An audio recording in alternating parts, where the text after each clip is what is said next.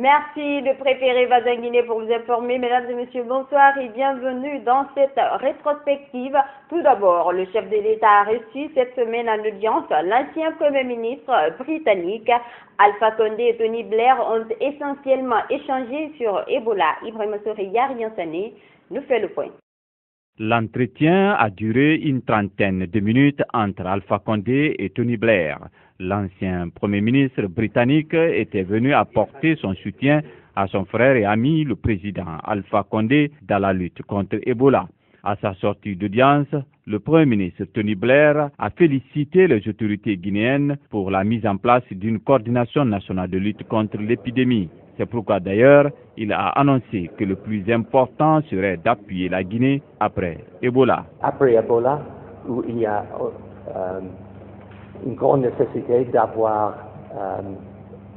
l'appui, le support pour la Guinée en matière de l'économie, parce que je crois bien que un des résultats d'Ebola, c'est d'arrêter un peu le progrès de l'économie.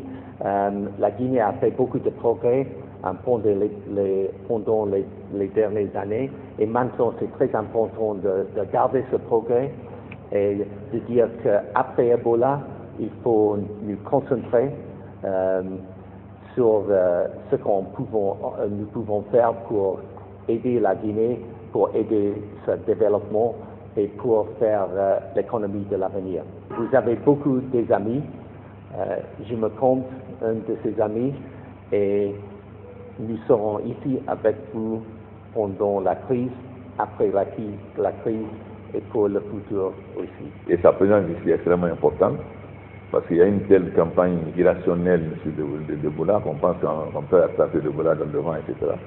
Le fait qu'une personnalité comme l'ancien Premier ministre pendant 10 ans et dans d'autres pays qui viennent, ça va donner confiance aux autres pour savoir qu'on peut venir dans nos pays et qu'on n'attrape pas l'Ebola en Guinée. Donc c'est une très grande symbole et nous le remercions beaucoup, parce que ça va donner du courage à beaucoup d'autres gens de voir qu'effectivement on peut venir dans nos pays et qu'on va attraper l'Ebola. Donc nous remercions beaucoup de ce très grand geste d'amitié et de soutien au peuple de Guinée. L'ancien chef du gouvernement britannique a eu également des échanges avec les proches du chef de l'État, la coordination nationale de lutte contre Ebola et certains conseillers et membres du gouvernement. Et puis, les députés guinéens étaient encore en plénière mardi au Palais du Peuple. C'était pour voter et adopter le volet recette de la loi de finances initiale 2015. Magnan Condé. Plus de 10 900 milliards de francs guinéens, c'est le montant des recettes votées ce mardi pour l'exercice 2015. Pour y parvenir, les autorités concernées visent à réduire le taux d'inflation à 7% contre 9% en 2014 et maintenir le taux des réserves internationales à 3 mois d'importation. Quant à la croissance visée, elle est estimée à 4,1%. Ces recettes de l'État présentées ce mardi après un examen minutieux en commission et intercommission comportent aussi de nouvelles dispositions pour les entreprises assujetties à la TVA, mais également des taxes de 3% pour l'accès au réseau de télécommunications. Le fait générateur et l'exigibilité de la taxe interviennent simultanément à la livraison, à l'émission de factures et à l'encaissement en ce qui concerne la téléphonie mobile, le roaming, le téléphone fixe et l'Internet. Le taux de la taxe est fixé à 3%. Disposition relative aux modalités d'exécution du budget de l'État. Cette disposition rappelle que, citation, « Seuls sont habilités à encaisser les recettes publiques ou à payer les dépenses publiques les comptables publics. » Bien que de nombreuses insuffisances soient signalées dans la collecte des fonds miniers et dans l'identification des sources de recettes, ce volet a été adopté par une majorité de 60 voix contre 38 plus une abstention. Qu'on ait signalé nous-mêmes des insuffisances, ça c'est notre rôle en tant que représentation du peuple, mais que l'on vote contre. Ça voudrait dire aujourd'hui, ce budget, on n'a pas de budget. Et si on n'a pas de budget, comment on va payer les fonctionnaires? Si on n'a pas de budget, comment est-ce qu'on va continuer les investissements? Quand nous prenons la situation de SBK, vous prenez la situation de Fourcaria, vous prenez la situation du fait que même les jeux de hasard, tels que les trucs de millions Wanwarang, si ces éléments sont logés à la présidence république, les jeux de hasard, l'argent plus ça rentre. Au lieu que ce soit géré par des ministères, c'est géré à la présidence république. Nous nous posons la question de savoir qu'est-ce qu'on fait de cet argent. Un motif de satisfaction pour le ministre délégué au budget. Que ce soit au niveau de l'Assemblée, que ce soit au niveau de l'exécutif, le pays est dans un processus comme tous les autres pays du monde. On s'efforce de faire avec, malgré la situation, malgré l'environnement, malgré toutes les contraintes, c'est qu'il nous faut un budget pour notre pays. Et que ce budget ne devient budget que lorsque c'est voté par l'Assemblée. Les prochains travaux à l'Assemblée nationale seront consacrés à l'examen et l'adoption du volet dépenses de la loi de finances initiale 2015.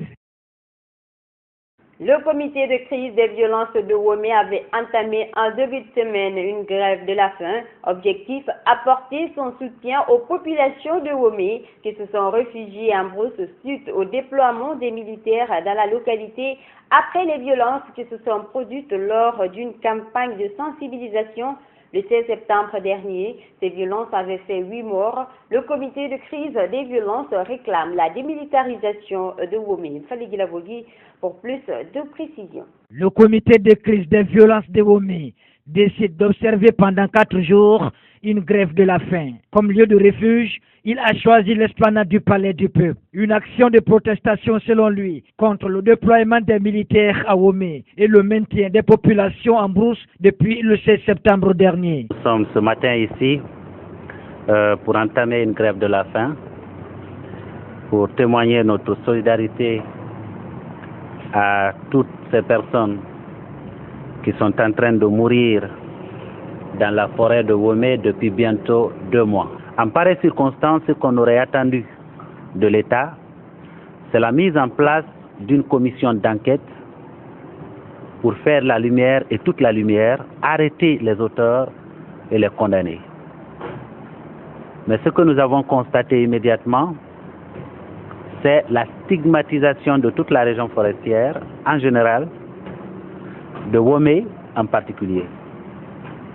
C'est tellement sérieux que ça fait 2 mois presque que nous sommes en train de taper à toutes les portes et nous ne semblons pas observer une sensibilité à l'égard de la peine, des souffrances qu'endurent actuellement près de 6000 personnes dans la forêt.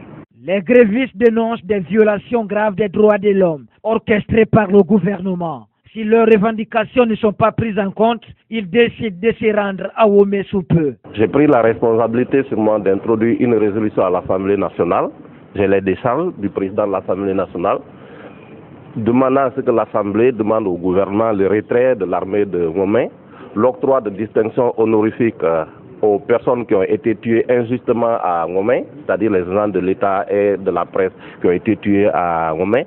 Malheureusement, jusqu'à présent, l'Assemblée nationale n'a pas fait de ça une priorité. Le 30 novembre, nous allons tous nous transporter à Womé avec les populations, les installer dans leurs maisons et advienne que pourra. Si les militaires qui sont là-bas veulent tourner les armes du peuple contre le peuple, ça, ce sera leur responsabilité de le faire. Les grévistes de la faim sont munis de banderoles sur lesquelles on pouvait lire « Démilitariser Womé ». Assis sur des nattes ou couchés à même le sol, le comité de crise des violences de Womé compte passer des nuits à la belle étoile pour se faire entendre. Il faut noter que l'armée s'est retirée de Womé, une sous-préfecture de la région forestière située à 50 km de Zérékoré, où 800 civilisateurs, dont des médecins, journalistes et sous-préfets de la localité, ont été tués le 16 septembre dernier. La démilitarisation de Womé était l'une des réclamations de l'opposition républicaine, des activistes des droits de l'homme, de certains membres du gouvernement et du comité de crise sur les violences de Womé. Certains membres du comité de crise ont observé du lundi au mercredi la grève de la faim. Je vous propose la réaction du porte-parole de l'opposition républicaine. Abakar Silla est au micro de Fali Gilavogui. C'est une réaction positive. Je suis très satisfait que les pressions qui ont été exercées sur le pouvoir est abouti effectivement à la démilitarisation de Womé. Cela veut dire que même avec un régime autiste, mais lorsqu'on persévère, lorsque l'opposition, la société civile, les organisations de défense des droits humains et les populations aussi de Womé se manifestent, lorsque tout ceci met une pression sur le pouvoir, il est obligé de céder. Aucun régime ne peut s'abriter derrière son manque de respect des droits humains pour pouvoir exécuter certaines missions qui ne sont pas en rapport avec notre constitution, avec les lois de la République. Voilà, donc nous sommes très satisfaits de cela et nous voulons que la lumière soit faite sur les exactions qui ont été commises par certaines personnes un certain 16 septembre à Womé. Nous ne voulons pas absoudre ces crimes odieux qui ont été commis contre une mission de sensibilisation qui était partie juste pour informer et prévenir contre la propagation de cette maladie. Et cette mission a été attaquée violemment avec 8 morts. Nous sommes pour que toute la lumière soit faite et pour que tous les responsables de ce carnage-là soient effectivement traduits devant les tribunaux et condamnés. Mais, dans un même temps aussi, nous ne pouvons pas accepter qu'une sanction collective soit infligée à toute la population de Womé, alors que la responsabilité pénale, comme vous le savez, elle est individuelle. L'information, c'est aussi l'artiste Elika Mano et le journaliste Seydou Barry du site Afrique Zoom qui ont été entendus lundi par le doyen des juges d'instruction du tribunal de première instance du Dixine. Ils ont été entendus pour des propos outrageants qu'ils auraient proférés à l'endroit du chef de l'État. L'artiste Elika Mano aurait tenu des propos outrageants à l'endroit du chef de l'État lors d'une interview qui lui a été accordée par le site d'information afriquezoom.info. Dans cette interview, Elika Mano aurait mis en cause l'origine du président Alpha Condé, des propos pour lesquels il a été entendu ce lundi par le juge d'instruction du tribunal de première instance de Dixine. Un entretien qui a duré plus de 6 heures d'horloge. À sa sortie, son avocat s'est exprimé devant la presse. Qui parle d'instruction parle de son caractère secret. L'instruction est secrète. Ce que je peux vous dire simplement, mon client il est poursuivi pour injure, offense à l'encontre du chef de l'État. La procédure suit son cours normal. Par ailleurs, Elika Mano dit ne pas regretter ses propos. J'assume ce que j'ai dit. Je l'ai dit déjà, mon avocat l'a dit. Je l'assume, c'est moi qui l'ai dit. Donc, on n'est pas là pour faire des commentaires. Je n'ai aucun regret. Écoutez, laissez tomber ça. Le journaliste d'AfriqueZoom.info a été arrêté lui aussi ce lundi matin pour être entendu. Seydou Barry est aussi accusé pour outrage au chef de l'État, une chose que l'administrateur général du site n'a pas appréciée. Je pense que c'était un peu anormal qu'il soit arrêté dans la rue comme s'il avait commis un crime ou un truc de flagrant délit. On aurait pu nous avertir et il aurait pu se préparer pour venir répondre, mais c'est tout de suite qu'on l'a arrêté dans la rue, on s'est livré à lui poser des questions. Selon des sources, le passeport d'Elika Mano a été confisqué par le juge d'instruction et il a été inculpé. Elika Mano et le journaliste Seydou Barry sont attendus mercredi 12 novembre prochain au tribunal de première instance de Dixine.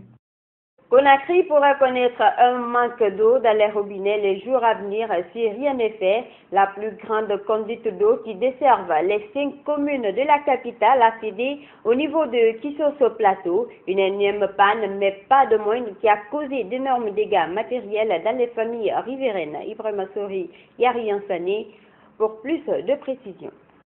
C'est un tuyau de 1100 mm de diamètre en PVC d'une longueur de 3,5 km qui a cédé au niveau de Kisoso Plateau. La panne s'est produite la nuit et l'eau a endommagé beaucoup de biens matériels dans les familles riveraines, des familles qui ne cachent pas leur colère. Et on avait beaucoup d'enfants dans la maison, paniqués, on ne pouvait rien faire. Mais ce n'est pas la première fois, c'est ce qui est plus important. Le problème, on sait que le gouvernement a démissionné, surtout les gens de la Sécu. On a perdu, il y a des télés qui ont été gâtées, endommagées. On a des appareils, tout ce qui est comme appareil à la maison, tout. Il est temps parce que l'autorité sait que ça c'est une pourriture. Ça ne peut pas tenir.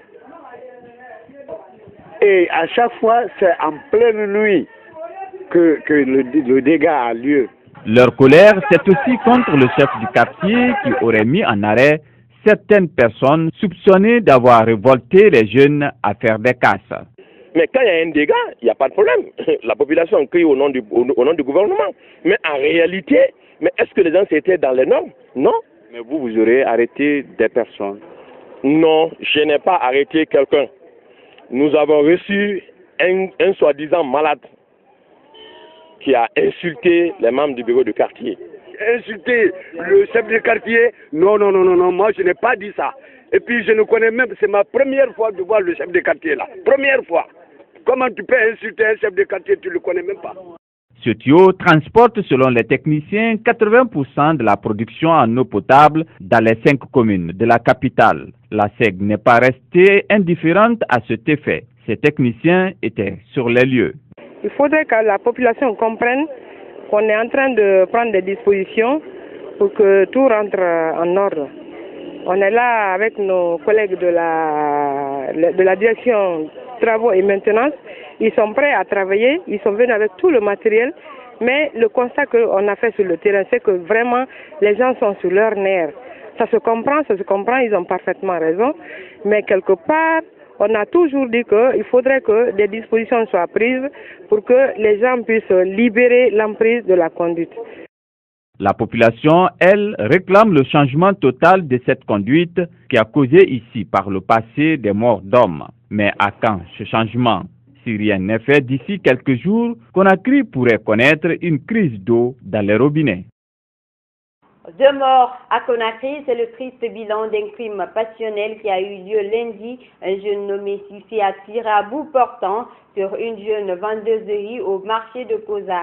Mariama Siri Diallo, selon les témoins, serait sa concubine. Après cet acte crapuleux, la population très en colère n'est pas passée par 4 chemins et s'en est prise au jeune en question et l'a abattu à mort. Les précisions de Mania Kondé. La jeune dame Mariama Siri Diallo a reçu la balle sous son sein droit aux environs de 9 heures alors qu'elle était assise derrière son épale où elle vend le riz au marché Koza.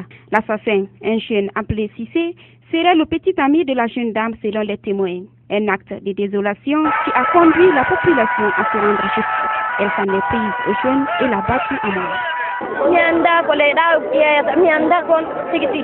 On ne sait rien de ce qui s'est passé. C'est ici que ma soeur vendait quand il est venu tirer sur elle. Et lui aussi a été tué. Donc il n'y a plus d'explication. Ils sont tous morts. Il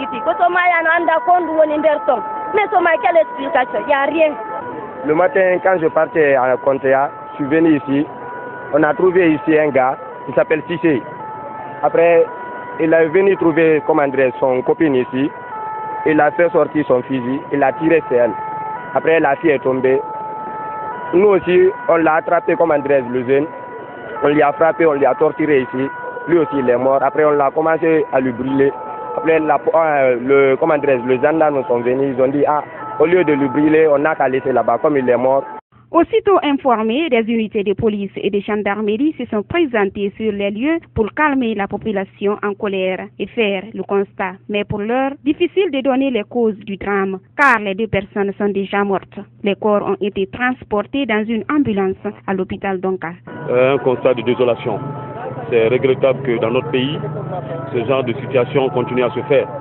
Ce matin, nous étions à notre base, lorsque nous avons été informés par nos autorités qu'il y a un cas de meurtre à Koza. Donc aussitôt, nous sommes rendus sur les lieux et nous sommes arrivés, on a fait venir les sapeurs-pompiers pour enlever rapidement les corps et puis aller faire continuer les enquêtes. Voilà, c'est désolant. Ce crime passionnel qui a eu lieu ce lundi matin à Koza vient encore relancer la question sur la détention illégale d'armes dans la capitale. Face à cette situation, les jeunes de Koza restent désormais fermes. Maintenant, ce qu'on va faire, tous les jeunes qui sont là, c'est comme ça. Si tu tues quelqu'un, on te tue là-bas. Ça, il n'y a pas midi à 14h. Nous sommes des innocents. Si les gens viennent ici, ils font ça, ils vont dire quoi? C'est nous les jeunes, non? Mariama Siri Diallo et Sissé sont 2 jeunes âgés d'une vingtaine d'années. A signalé que la jeune dame, elle était divorcée, mère d'un enfant. Un autre drame dans cette rétrospective, cette fois-ci c'est un taxi-motard qui a été assassiné au quartier Lambagné, sa moto emportée. Bakar Bari aurait été déplacé par des inconnus. Ces derniers l'auraient frappé avec une barre de fer à la nuque afin de l'assommer. Abdourahmane Ba.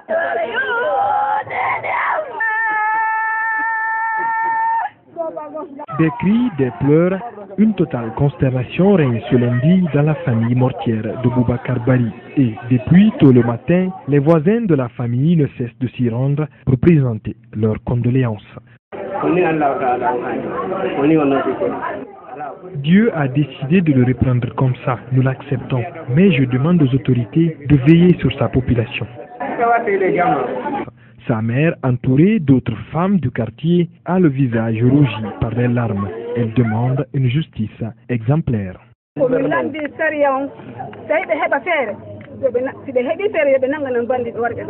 ce que je demande, c'est que la justice trouve les assassins de mon fils. Je ne vais jamais leur pardonner. Mon fils était respecté dans le quartier. Boubacar Bari, âgé d'une vingtaine d'années, serait victime d'un piège orchestré par les auteurs. Ces derniers, voulant lui retirer sa moto, l'auraient déplacé et entraîné dans un couloir avant de passer à leur sale besogne. Ils ont déplacé, ils ont rentré dans le quartier, dans un couloir, ils ont fendu la tête par des murs. Donc, les tombés, ça a été fatal, ils ont pris la moto. Les bandits ont profité de l'obscurité pour entraîner le motard dans un poste. On comprend aisément que c'était un plan. Donc, il y a d'autres qui attendaient sur les lieux, parce qu'une seule personne ne peut pas faire ça. L'acte est une première dans leur rang à Lambagny, souligne le responsable des taxis-motos. Il entend prendre des mesures pour protéger ses collègues. Nous avons invité la gendarmerie, mais après ici, nous allons nous retrouver, nous allons prendre des dispositions vraiment pour que ce acte-là ne se retrouve plus. Une équipe de la gendarmerie s'est aussitôt rendue sur place pour prélever les traces et ainsi ouvrir des enquêtes. Page noire pour boucler ce magazine. L'artiste rappeur guinéen Big Dre a été enterré mardi au kilomètre 5 à Dubreka, son village natal. Membres de la famille, amis et plusieurs personnalités du monde de la culture ont accompagné cet acteur de la musique jusqu'à sa dernière demeure. Une cérémonie funèbre pleine d'émotions au Kermefalé du Gallo. C'est une immense foule qui a accompagné la dépouille d'Abdoulaye Kamara alias Big Dre au cimetière de kilomètre 5 à Dubreka où il a été enterré ce mardi après la prière de 14 heures. Un jeune exemplaire selon la famille. Big Dre, loin de ses fonctions d'artiste, il a été pour nous un enfant très sérieux, très respectueux, très religieux, très discipliné. Je ne peux pas dire que c'est la joie. Mais c'est la joie encore pour moi de voir tout ce monde qui sont venus assister son dernier séjour sur la terre. J'ai l'émotion, mais je prie encore Dieu que la terre lui soit légère. Après l'enterrement, une séance de lecture du Saint-Coran a été organisée pour le repos de l'âme du défunt. Là, les artistes amis de Big Dre ont exprimé leur indignation à l'égard du ministère de la Culture absent à l'enterrement. On ne veut pas ici politiser notre discours, mais on veut dire que Big Dre était un frère aussi que l'État pouvait prendre en charge, comme tant d'autres. Aujourd'hui, nous sommes meurtris dans notre âme et nous sommes révoltés en même temps. C'est clair et net que nous déplorons la perte de notre frère et ami et confrère Big Dre qui s'est tant battu pour la culture guinéenne. Et nous ne serons pas sans souligner que les conditions de son enterrement nous sont déplorables. Mais aujourd'hui, la façon dont les choses se sont passées, vraiment, c'est de la honte. Ça fait la honte pour nous les artistes, ça fait la honte pour la Guinée, ça fait la honte pour la jeunesse guinéenne. Est-ce qu'il y a une délégation du ministère de la Culture, mon frère? Un responsable de NCA Guinée, venu adresser ses condoléances à la famille, ne pensait pas que Big Dre allait mourir de sitôt. Mais vraiment, on ne s'attendait pas à ce qu'il disparaisse maintenant. Et ce qui est prévu par Dieu est prévu par Dieu. Il est allé au Maroc, il a fait les premiers traitements. Il est revenu, tous ceux qui l'accompagnaient pendant son premier voyage vers le Maroc, à son retour, ont été émerveillés par son état de santé. Pour le père adoptif de Big Dre, cette mobilisation reflète les sacrifices qu'a consentis l'artiste pour la culture guinéenne. Vraiment, je ne peux que remercier tout le monde, tous ceux qui sont venus de Conakry, de Kamsar, de Bokeh, et de tous les quartiers de Conakry, je les remercie très sincèrement. Je remercie la presse, mais le monde que j'ai vu aujourd'hui ici, je sais que vraiment un artiste, c'est pas n'importe qui. Je salue le groupe de Eli Kamano qui est venu massivement. Presque tous les règlements, les rappeurs, étaient tous présents ici. Abdoulaye Kamara, alias Big Dre, laisse derrière lui une épouse et 5 enfants. Mesdames et messieurs, c'est la fin de ce magazine. À tous, merci de l'avoir suivi. L'information continue sur notre site web www.groupeevasionguinée.info. Bonsoir à tous.